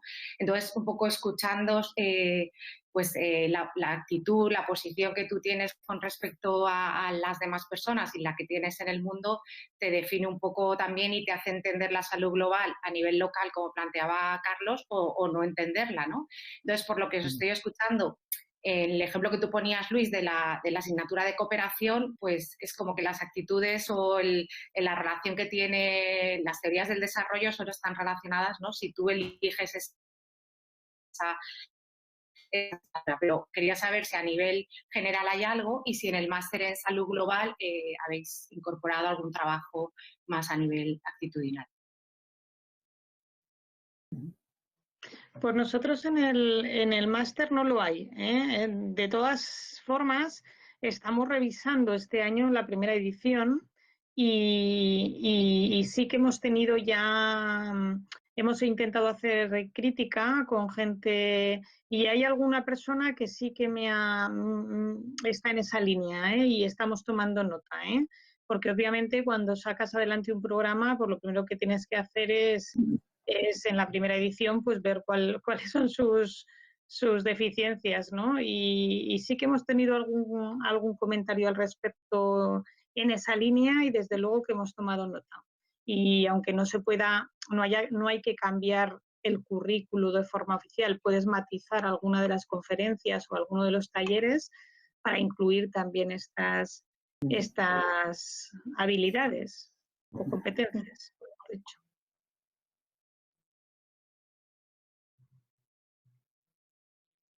Abro ahora micrófono para Daniel Eduardo López. Sí, muchas gracias. Bueno, he estado escuchando muy atentamente las discusiones hoy. Como sabéis, algunos habéis estado, estuve participando ayer y hice una presentación sobre los temas de la formación en estos campos. Pero yo quería hacer un comentario con respecto a lo que he estado escuchando en las presentaciones y en el debate. Y es que me parece que un tema fundamental que no siento que estamos enfocando lo suficiente es que lo que hay que introducir es una lógica de salud pública para la comprensión y la formación de los distintos profesionales, tanto sanitarios como no sanitarios, sobre un fenómeno como el fenómeno pandémico. Esto no pasa por los filtros de la atención individual más que minoritariamente. O esto se comprende con una lógica poblacional, con una lógica epidemiológica y con una lógica de salud pública que no está tan presente en la mayor parte de las formaciones de pregrado en las distintas profesiones de salud o incluso del posgrado. O no va a haber una sensibilidad y una comprensión para algo que se necesita entender como un fenómeno dinámico que requiere de una participación de múltiples sectores sociales y múltiples profesionales. Entonces, yo creo que todo el tema de la pandemia es un absoluto acicate para que repensemos, por un lado, la formación en términos metodológicos, pero por otro, el enfoque con el que se pueden introducir elementos que tienen que ver tanto con la salud global como con los determinantes sociales, como con los derechos a la salud, como con la dinámica pandémica y lo que supone de intervenciones necesarias. Entonces, esto también lo quisiera contrastar con una cuestión en la que he tenido pues abundante experiencia, no hablo solo profesional, sino también formativa. Por 5 años hemos hecho un conjunto de pues, expertos en salud pública y periodistas, cursos para formación de profesionales del periodismo en situaciones de crisis, situaciones humanitarias y crisis epidémicas. Ha sido un ejercicio sumamente interesante en donde se ha podido vincular de una manera muy activa a profesionales del periodismo en actividad, a estudiantes de posgrado y estudiantes de pregrado, pero siempre llevándolo a un ámbito aplicativo que tiene que ver con cómo eso conecta con su trabajo o con su potencial trabajo. Y eso es antes de que se produjera la pandemia. Con la pandemia, muchos de estos desarrollos se han intensificado y se han profundizado a través de, por ejemplo, la Asociación Nacional de Informantes en Salud, sucede que soy parte del Consejo Asesor y lo sigo con frecuencia, pero hemos participado muy activamente. Y esto va generando un fermento en profesionales del periodismo, profesionales de la salud o de profesiones relacionadas, que va generando esta comprensión diferente a la noción de qué significa una pandemia como esta. Y por otro lado, ¿cómo va a ser que podamos introducir más esa lógica en los medios, en la comunicación, en los artículos en prensa, que lo que puede hacerse para sensibilizar a los profesionales de la salud? Yo creo que tenemos que repensar de qué manera entramos. No es un tema únicamente de que hay un profundo egoísmo en la conducta mayoritaria de la mayor parte de los estudiantes de profesiones de la salud. Eso puede existir, pero tenemos que encontrar una lógica de una pedagogía diferente que profundice mucho más en la lógica de salud pública y no de la atención individual. Ese es el comentario que quería yo hacer. Sí. Sí, nosotros un poco, Daniel, en el marco en el que tú estás exponiendo la temática, he de decir que sí que estamos acostumbrados a trabajar desde el punto de vista epidemiológico y más a nivel poblacional, sobre todo en el caso de las epidemias en el campo, en las ganaderías. Nosotros estamos continuamente enfrentándonos a este tipo de...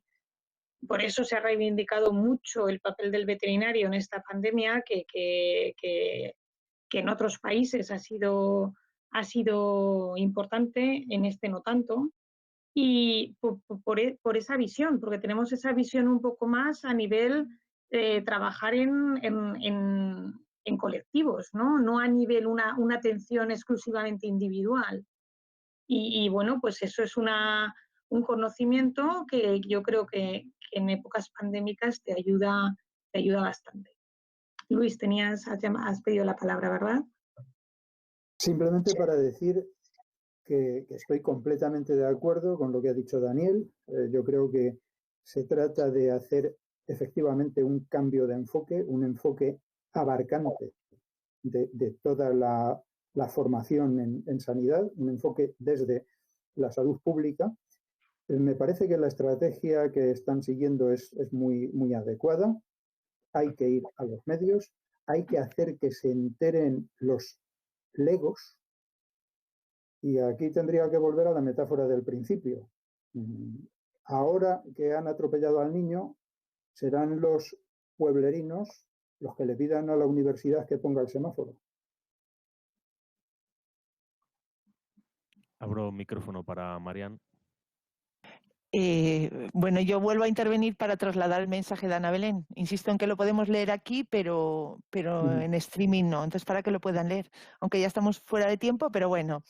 Ana Belén comenta: mi vivencia en la formación durante más de 30 años ha sido eminentemente con contenidos teóricos y un modo de trabajar individualista, vertical, prepotente y nada empático.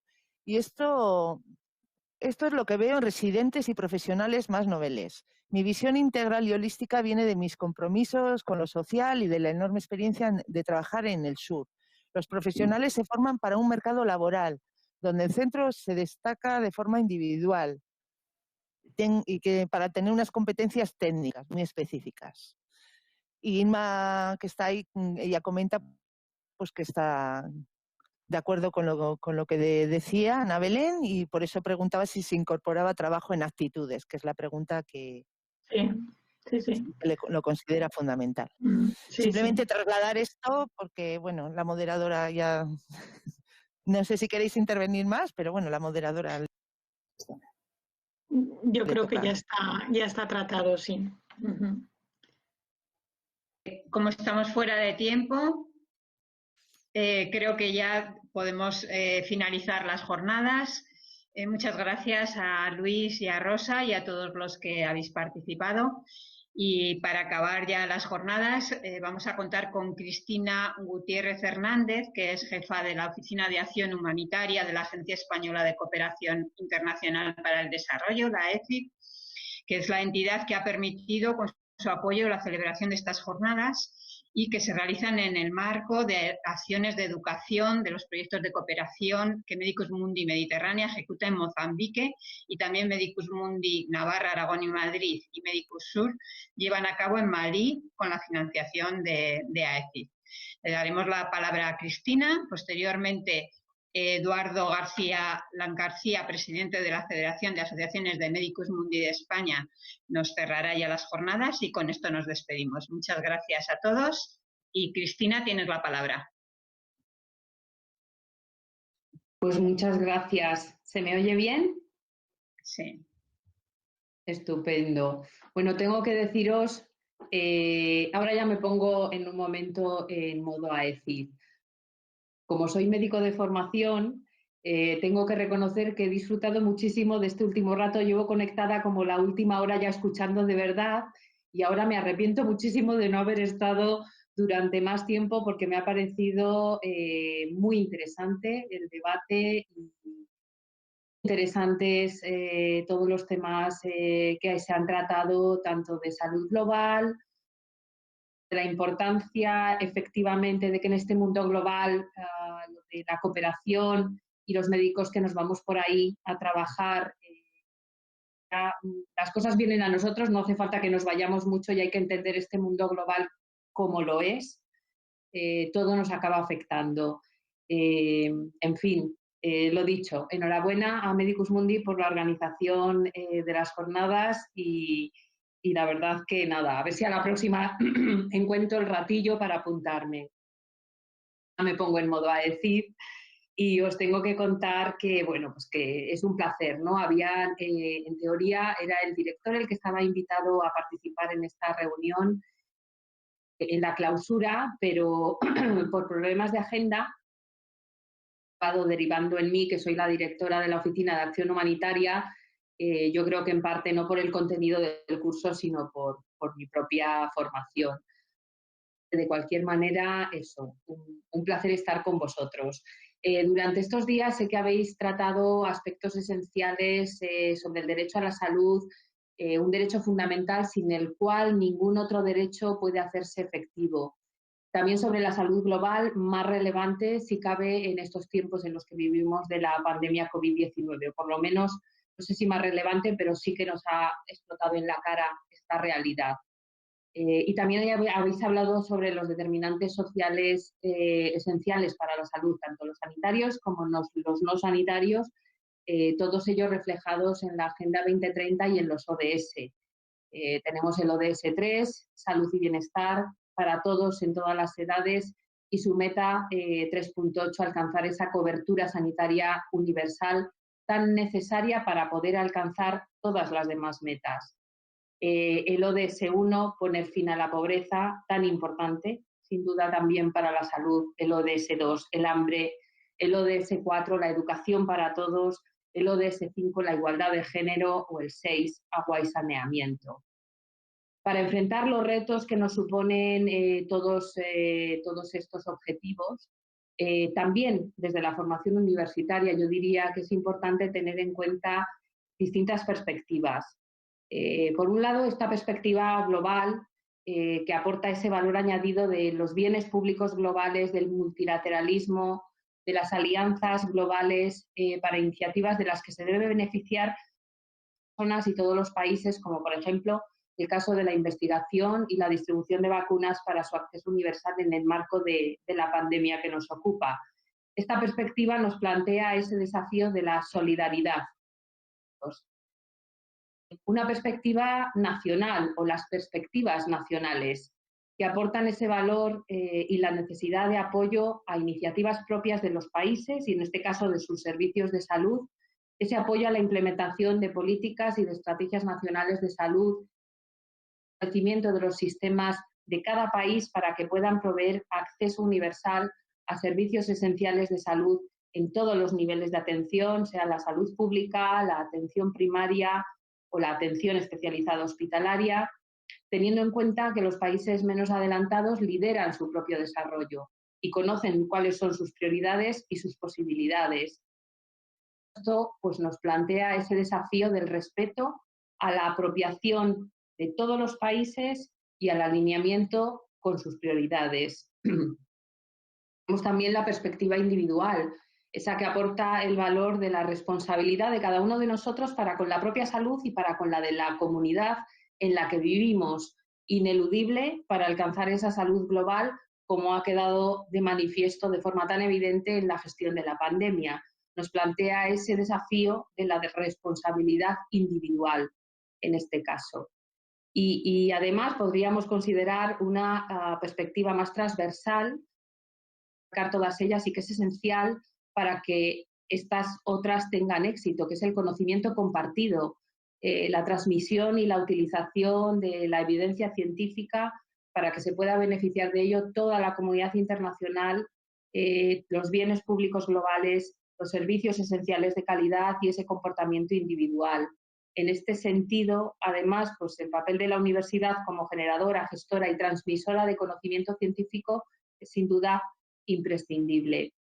Desde la ECID, desde Cooperación Española en general, pero desde la Agencia Española de Cooperación en particular, somos bien conscientes de todos estos retos y, por lo tanto, intentamos siempre aumentar nuestros esfuerzos para abordarlos desde todas las perspectivas.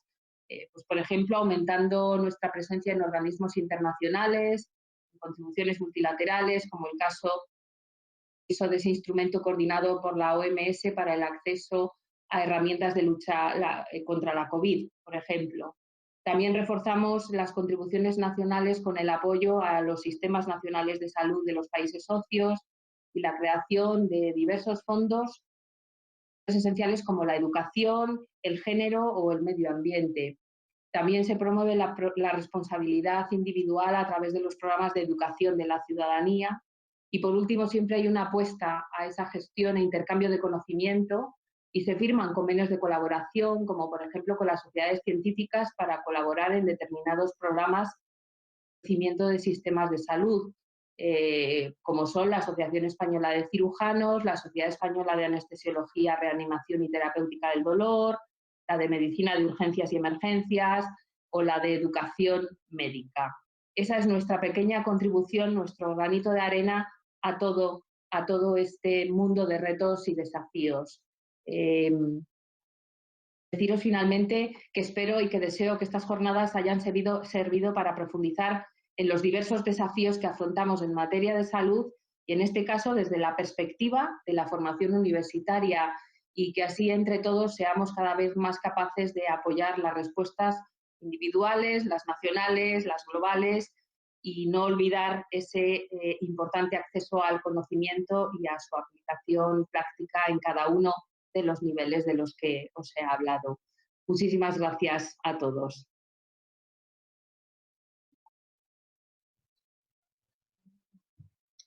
Muy bien. Eduardo.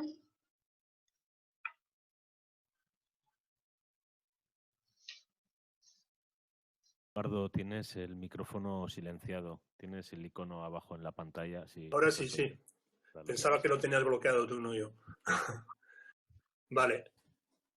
Bueno, pues buenas tardes. Llegamos al final de estas jornadas. Han sido 5 días, 5 sesiones celebradas sobre educación y salud, especialmente en formación universitaria, en derecho a la salud, salud global y determinantes sociales de salud.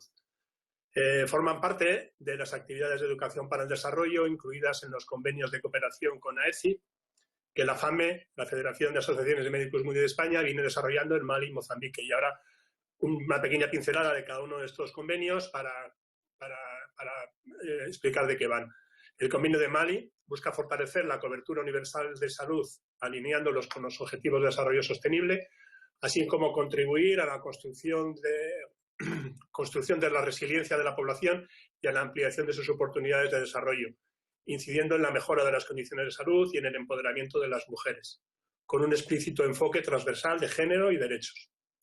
Por su parte, el Convenio de Mozambique queremos contribuir a fortalecer las capacidades del sector salud y de la población desde la perspectiva de los determinantes sociales de la salud, en particular los que influyen en la desnutrición. La intervención se basa en 4 áreas prioritarias de intervención de forma integrada y coordinada: el fortalecimiento, la investigación, la formación y la defensa de la atención primaria de salud. El éxito de la intervención contribuirá a mejorar la equidad, reducir las desigualdades y mejorar el acceso universal a servicios integrales de salud de calidad y protección social.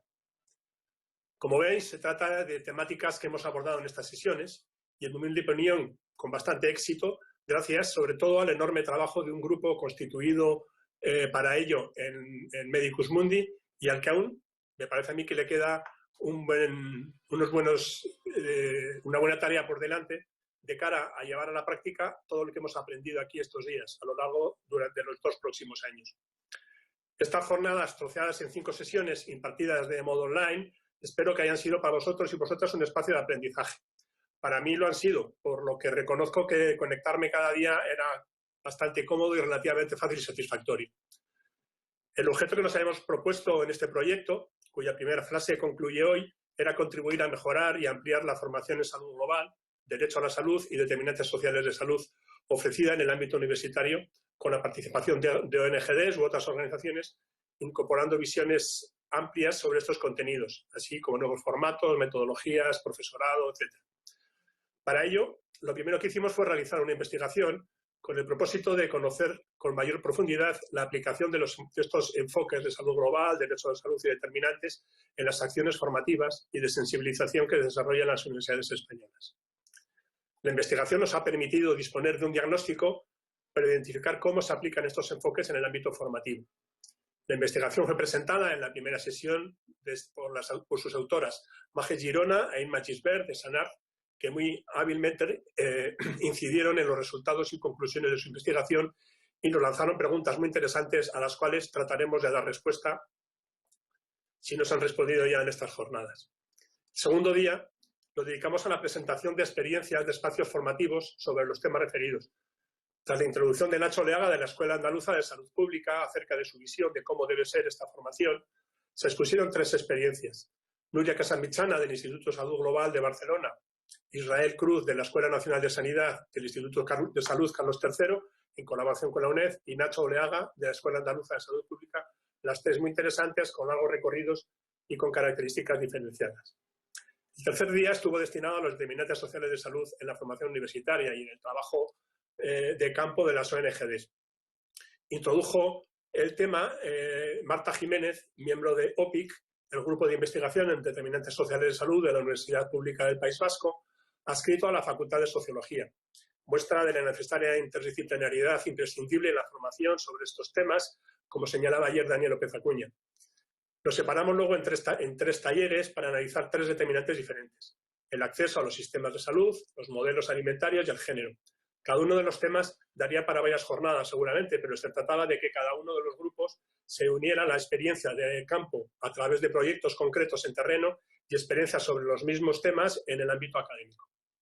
El dedicado al acceso a la salud, al Departamento de Salud, moderado por Marga Echauri, participaron Mustafa Diouf, coordinador del convenio de Mali, que contó el trabajo que estamos realizando en el país y las dificultades que se encuentran, y Mónica Vergel, de la Universidad Valle de Guatemala, antropóloga, que nos dio su visión acerca de la necesaria pertinencia cultural de los sistemas de salud y del respeto a las diferentes cosmovisiones para facilitar el acceso de poblaciones indígenas. La mesa dedicada a los modelos alimentarios, moderada por Estíbaliz de Miguel, de la Universidad del País Vasco, contó con la participación de Justo Calvo, representante de Medicus Mundi en Mozambique, que contó cómo está siendo la implementación del componente nutricional del convenio que estamos ejecutando en Mozambique. Este panel contó también con la presencia de Miguel Ángel Rollo, de la Asociación Madrileña de Salud Pública y de la Escuela Nacional de Sanidad, que ofreció una mirada más académica de la nutrición como determinante de la salud en todo el mundo y la importancia de la incidencia política para tratar de cambiar las cosas, como ya hacemos varias organizaciones, entre ellas Medicus Mundi, desde plataformas como Alianza para una Alimentación Saludable. La tercera mesa por fin se centró en el género como determinante de la salud. Moderada por Fátima León, de la Universidad de Sevilla, la sesión contó con la presentación de 3 proyectos a cargo de diferentes asociaciones de Medicus Mundi. Olás Domínguez, de Medicus Mundi Araba, contó la experiencia del proyecto sobre estrategias de prevención de violencias machistas en el Agustino de Lima. Alba Bullejos, de Medicus Mundi Sur, se centró en proyectos sobre disminución de prevalencia de violencias basadas en género en Burkina Faso. Y finalmente, Andrés Rodríguez, de Medicus Mundi Rioja, nos expuso cómo llevan a cabo el abordaje integral de la violencia machista, embarazo y mortalidad materna en adolescentes en El Salvador. La parte más académica corrió a cargo de Yedra García, de la Coordinadora de ONGs y de Médicos del Mundo, sobre el enfoque de género clave para garantizar la salud a nivel global. Ayer nos centramos en aspectos metodológicos en la formación universitaria en estos contenidos, moderado por Emma Juaneda de la Universidad de La Rioja.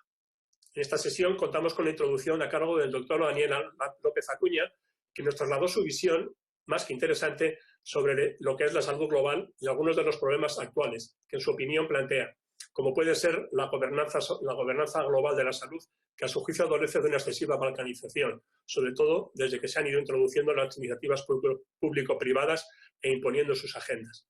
También nos dejó su visión de cómo debiera ser la formación centrada en la práctica y estudios de caso y ser eminentemente práctica e interdisciplinar, en el sentido de que no se debe centrar en grados y posgrados ni solo en estudios sanitarios, sino que debe contar tanto con alumnos como profesores de otras áreas de conocimiento, sociólogos, antropólogos, etc. Posteriormente nos presentaron 3 modelos diferentes de formación universitaria en torno a estos temas. En primer lugar, Berta Artigas, profesora de la Facultad de Enfermería de la Universidad de las Islas Baleares, en la que se ha introducido en el grado una asignatura troncal que incluye la atención primaria de salud y la salud global. En mi opinión, aunque haga que la asignatura tenga un nombre muy largo, es sin embargo muy oportuno por la relación evidente entre la atención primaria de salud, los determinantes sociales de la salud y la salud global, al menos en mi opinión. Pau Aragonés expuso experiencia de larga data del Máster de Salud Internacional y Cooperación de la Universidad Autónoma de Barcelona, de gran prestigio. Y para terminar, Gonzalo Pareja, profesor asociado a la Universidad Jaume I de Castellón y técnico de Médicos Mundi Mediterránea, nos contó su experiencia de introducir en el grado de Medicina una actividad de trabajo en grupos que concluye con campañas que los propios alumnos crean y llevan adelante. Para la última jornada, como no podía ser de otra manera, dada la situación de pandemia que vivimos, nos hemos centrado en la repercusión del COVID y otras pandemias en la universidad, en los programas formativos universitarios en salud. Moderado por Carmen Fuertes, profesora de la Universidad Pública de Navarra y voluntaria de Médicos Mundi. Creo que como ha sido la reciente de hoy, no sé si merece la pena alargarse mucho de lo que hemos ido oyendo. Yo solo voy a señalar 2 o 3 cosas que me ha parecido dignas de señalar. La introducción del concepto de One Health, que aunque ya había salido en alguna otra ocasión, me parece interesante a tener en cuenta la unión entre la salud animal, salud humana y medio ambiente. Y luego ha salido la ausencia de formación de nuestros futuros médicos en contenidos sociales, de conocimiento de los determinantes sociales de la salud. Y sobre todo me ha gustado mucho la imagen que ha dado sobre el niño atropellado y los semáforos. En cuanto a lo de positivo que ha podido tener esta pandemia en los temas formativos, la utilización de medios audiovisuales y digitales puede ser positivo si se hace bien. Lo mismo nos ocurre en la atención primaria, que el atender todo a nivel telefónico puede ser interesante, pero que puede dar dificultades de que la atención sea suficientemente buena. Y bueno, ya para acabar, y siguiendo un poco lo que ya ha dicho Luis Montiel antes, como hemos estado hablando del COVID, antes de pasar a los agradecimientos, animaros a todos a participar en la campaña Right to Cure on the Profile of Pandemic, para pedir a la Unión Europea, como a los gobiernos de los países miembros, que se pongan manos a la obra de no dejar a nadie atrás, hacer que tanto las vacunas como las tecnologías de tratamiento como de diagnóstico sean bienes globales, empezando por la eliminación de las patentes de lo relativo a la COVID, ya que se pongan en marcha medidas para hacer transparente de una vez las razones por aceptar los precios y las condiciones que impone la industria farmacéutica. Para terminar, queda agradecer a Cristina Gutiérrez por su presencia aquí en la representación de la ECI y a la ECI misma por haber hecho posible con su financiación estas jornadas. Un enorme agradecimiento a los miembros del Grupo BAFAME que han trabajado este proyecto y especialmente a Jesús Chocarro y Marian Uriarte por su dedicación y esfuerzo en sacarlo adelante. A Maje e Inma de Sanar por la investigación, a Aitor García de Idazu, sin cuyo soporte técnico esto hoy no habría sido posible, estas jornadas. A todas las ponentes y moderadoras que he ido citando y que espero no haberme olvidado de ninguna, y si lo he hecho, pues que me perdone y que se dé por agradecida y felicitada. Y a todos los que habéis estado detrás cada jornada recogiendo las preguntas del streaming o resolviendo problemas que ha podido suceder. Y por fin acabar agradeciendo a todos los que habéis ido asistiendo día a día y hora a hora a estas jornadas, y espero que como yo hayáis aprendido algo cada día. Para esto, entre otras cosas, lo hemos hecho. Pues como digo, gracias a todos. Quedan nos queda trabajo por delante y espero que lo llevemos con éxito, lo mismo que estas jornadas. Gracias a todos.